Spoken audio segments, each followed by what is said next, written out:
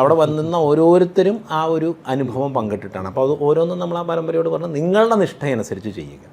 അതിൽ ഏറ്റവും വലിയ സന്തോഷം അവരെല്ലാവരും അവരവരുടെ സമർപ്പണമായി ചെയ്തു എന്നുള്ളതാണ്. ഇത് അവസാനം നമ്മൾ ക്രിയാദക്ഷിണ വയ്ക്കുന്നത് അടക്കം അത് നമുക്കൊന്ന് ഈ ദക്ഷിണയായിട്ടോ അല്ലെങ്കിൽ അവിടെ അന്നപ്രസാദ സമർപ്പണത്തിലേക്ക് അവരുടെ ഒരു സംഭാവന. നമ്മൾ വിളിച്ചിട്ട് അവർ വന്ന് ചെയ്യുവല്ല, അല്ല, അവർക്ക് അവരുടേതായിട്ടുള്ളൊരു കാര്യത്തിൽ. പിന്നെ അവിടെ എല്ലാവരും, അതായത് എല്ലാ പരമ്പരകളും എല്ലാ ആശ്രമങ്ങളും ഒക്കെ ഞങ്ങളുടെ ഒരു കാര്യമാണ് എന്നുള്ള രീതിയിലേക്ക് അവിടെ വന്നു ചേർന്നു എന്നുള്ളതാണ്. ഇപ്പോൾ ചെറുകോൽ ശുഭാനന്ദാശ്രമം അവരുടെ മുഴുവൻ ആരാധനയുമായി അവിടെ വന്ന് ആരാധന നടത്തിപ്പോയി. ശങ്കര മഠങ്ങളിലെ എല്ലാവരും ഒരുമിച്ച്, അത് ഈ 4 മഠങ്ങളിലെയും മൂപ്പിൽ സ്വാമിയന്മാർ ഒരുമിച്ച് വരിക എന്ന് പറയുന്നത് അത്ര ഒരു എളുപ്പമായിട്ടുള്ളൊരു കാര്യമല്ല. അപ്പം വേണ്ടാന്ന് വെച്ചിട്ടൊന്നുമല്ല, എന്തെങ്കിലുമൊക്കെ തിരക്കുകൾ കാര്യങ്ങളൊക്കെ വന്നിട്ട് ആകെ ഒരു ചടങ്ങുള്ള ഇത് തൃച്ചംബരത്താണ്. അത് മുടങ്ങിയിട്ട് തന്നെ വർഷങ്ങളായി പല കാരണങ്ങൾ കൊണ്ട്. പക്ഷെ അത് എല്ലാവരും അവർ തന്നെ തീരുമാനിച്ചു വന്നു. വൈദികമായിട്ടുള്ള എല്ലാ പാരമ്പര്യക്കാരും അവിടെ വന്നിട്ട് വേദം ചൊല്ലിപ്പോയി. സ്നാനം എങ്ങനെയാണ് ചെയ്യേണ്ടത് അത് ഗായത്രി ഗുരുകുലത്തിൻ്റെ ആചാര്യനായിട്ടുള്ള അരുൺ പ്രഭാകർജി അദ്ദേഹം ആണ് അതിൻ്റെ ഒരു ചിട്ടപ്പെടുത്തൽ കാര്യങ്ങൾ ചെയ്തിരുന്നത്.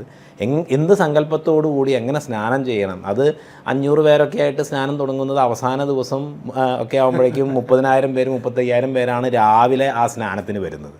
പിന്നെ ത്രിമൂർത്തി മലയിൽ നിന്ന് നമ്മുടെ ഒരു രഥയാത്ര, അത് ധർമ്മപ്രചാര സഭയുടെ ആചാര്യനായിട്ടുള്ള ശ്രീനാഥ്ജിയാണ് അത് കൊണ്ടുവരുന്നത്. ഓരോ സ്ഥലത്തും അതിനനുസരിച്ചിട്ടുള്ള ആളുകളാണ് ആ ഒരു സങ്കല്പത്തിനനുസരിച്ച് ചേരുന്നത്. അപ്പോൾ ഈ ഭാരതപ്പുഴയുടെ ഓരോ തീരങ്ങളെയും ഉണർത്തിക്കൊണ്ടാണ് ഉചിതമായ ആൾക്കാർ ഉചിതമായ സമയത്ത് ഉചിതമായ സ്ഥലത്ത് അങ്ങോട്ട് യോജിച്ച് ചേരുകയാണ്. ഇപ്പം തുടങ്ങുന്ന സമയത്ത് തന്നെ നമ്മൾ ഈ നിളാരതി, നമ്മുടെ ഇവിടെ ആ സംസ്കൃതി മുറിഞ്ഞുപോയി. പിന്നെ നിള ആ സമയത്ത് ഗംഗ തന്നെയാണ്. അപ്പോൾ കാശിയിൽ നിന്ന് ഗംഗാരതിയുടെ ആളുകളെ കൊണ്ടുവരാറ്. ഇപ്പോൾ നമ്മൾ അഖാഡയൊക്കെ ആയിട്ടുള്ള ഒരു രീതിയിലാണ് യോജിപ്പിക്കുന്നതുകൊണ്ട് അവർ വരും. പക്ഷെ അവർ വരുമ്പോഴും അതിനെ സംഘടിപ്പിക്കുക, സംയോജിപ്പിക്കുക എന്ന് പറയുന്നത്. മോഹൻജി ഫൗണ്ടേഷൻ്റെ മോഹൻജി, അത് അദ്ദേഹത്തിൻ്റെ ഒരു ഇത് പറയുന്നത്, സ്വാമിജി നിശ്ചയിച്ചോളൂ, ഞങ്ങൾ എന്താണ് ചെയ്യേണ്ടത് അത് ചെയ്യാം. അവിടെ അന്നപ്രസാദം, അതായത് അത് അദ്ദേഹത്തിൻ്റെ അടുത്തും ഒരു 5000 പേരൊക്കെ വന്നേക്കാം എന്ന് പറഞ്ഞിട്ടാണ്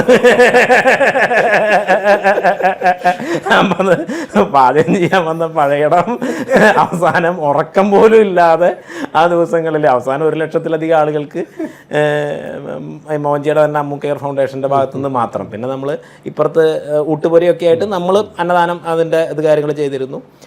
അപ്പുറത്ത് അമൃതാനന്ദമി മഠത്തിൻ്റെ ഭാഗമായിട്ട് അങ്ങേക്കരയിൽ ചെയ്തിരുന്നു. അങ്ങനെ പല സേവാഭാരതി വെള്ളം കൊടുക്കുകയും ഭക്ഷണം കൊടുക്കുകയും ഒക്കെ ചെയ്തിരുന്നു. അങ്ങനെ ആർക്കും ചെയ്തു തീർക്കാൻ പറ്റാത്ത അത്ര ക്വാണ്ടിറ്റിയിലേക്ക് അത് പോയി. പക്ഷെ എന്നാലും അങ്ങനെ എല്ലാവരും അതിനകത്തേക്ക് ഭംഗിയായി ലയിച്ചു ചേർന്നു എന്നുള്ള ഒരു മനോഹാരിത അതിനുണ്ടായി.